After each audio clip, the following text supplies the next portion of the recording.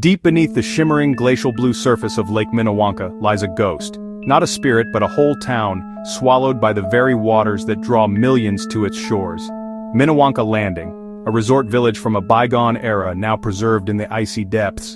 Most people who paddle a canoe or hike the shoreline are passing over streets' foundations and the memories of a community that simply vanished. This isn't some ancient ruin, it's modern history submerged by the demands of a world at war. A raw, powerful reminder that even in a national park, nature and human ambition can collide. The wilderness always has the final say. Before the flood, Minnewanka Landing sat on a smaller lake shore. The Stoney Nakoda people called it Minnewanka, Lake of the Water Spirits. The town sat in a valley, cradled by jagged Rockies peaks, log cabins. A hotel boat houses archival visitors and adventurers. This was the wild frontier. The air was crisp, the views were breathtaking, and the sense of isolation was part of the allure. A true outpost on the edge of civilization. The setting was everything. Life at Minnewanka Landing was simple but vibrant, built around the rhythm of the seasons and the flow of tourists. The town was first established in 1886 with a simple log hotel, a base camp for those brave enough to venture into the backcountry. Its residents were a hardy bunch: guides, boat operators, hotel staff, entrepreneurs. They were people who understood the wilderness, who could navigate its challenges, and who shared its wonders with visitors from around the world. Their days were filled with leading boat tours, guiding fishing expeditions, and maintaining the small but lively community. It was a life of hard work, deeply connected to the natural world around them. The heart of the town was the beach house, the Linnet, a beautiful wooden tour boat that ferried visitors across the lake. Imagine the sounds: the chug of the boat's engine, the laughter of families on holiday, the quiet murmur of wind through the pines. People came here for adventure. They rode ponies along the shore, hiked into the high country, fished for the legendary lake trout. The town offered a taste of the wild with the comforts of a small, welcoming community. The fate of Minnewanka Landing was sealed by events happening thousands of miles away. In 1941, the world was engulfed in the Second World War, and the demand for resources was immense. Canada needed more power to fuel its war effort, for factories, for munitions, for everything.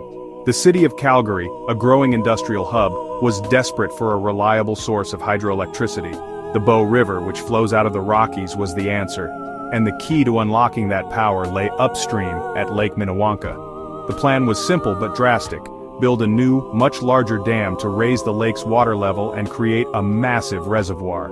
National parks weren't as protected then as they are today. The project was driven by a sense of national urgency.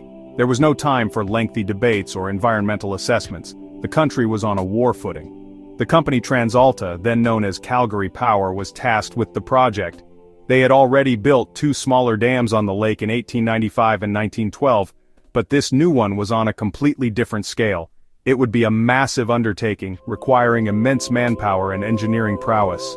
The goal was to raise the lake's water level by an incredible 30 meters, nearly 100 feet. For the people of Minnewanka Landing, this decision was a death sentence for their town. As the new dam neared completion in the autumn of 1941, the water began to rise. It was a slow, relentless creep. Day by day the lake expanded, swallowing the shoreline where children once played, ponies once trod.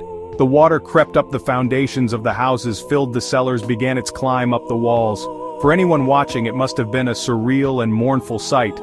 The familiar landscape was disappearing before their very eyes, replaced by the cold, advancing blue of the expanding lake. The town of Minnewanka Landing wasn't destroyed in a violent explosion. It was drowned, slowly and silently, its existence erased inch by inch.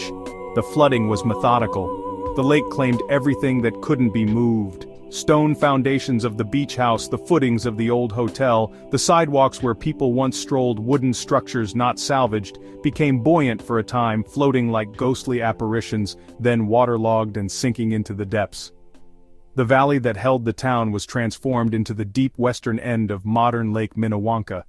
The Lake of the Water Spirits was claiming the land back, aided by the hand of man. For decades, the story of Minnewanka Landing was little more than a local legend. But today, it is a premier destination for scuba divers. A submerged heritage site unlike any other. What remains under the lake is astonishing. Divers can explore the ghostly grid of old streets, sidewalks etched into the lake bed. They swim over the intact foundations of the hotel and other buildings, their outlines still visible. Artifacts are scattered across the floor, a scatter of everyday life. Old stoves, pieces of machinery, a child's lost doll. It's an underwater museum, preserved by cold, clear glacial water. One of the most haunting remnants is the original 1895 dam site, now deep underwater. The old wooden crib dam built by pioneers lies submerged. It sits in the shadow of the massive 1941 dam. A literal layer cake of history, one generation buried by the next. There are also legends tied to the lake. The Stony Nakota people speak of spirits in the water. Some divers say the submerged town has modern ghosts. Reports include eerie feelings, strange currents, and the unsettling sense of being watched. Regardless, the site holds a powerful, almost sacred atmosphere. That is the true spirit of exploration.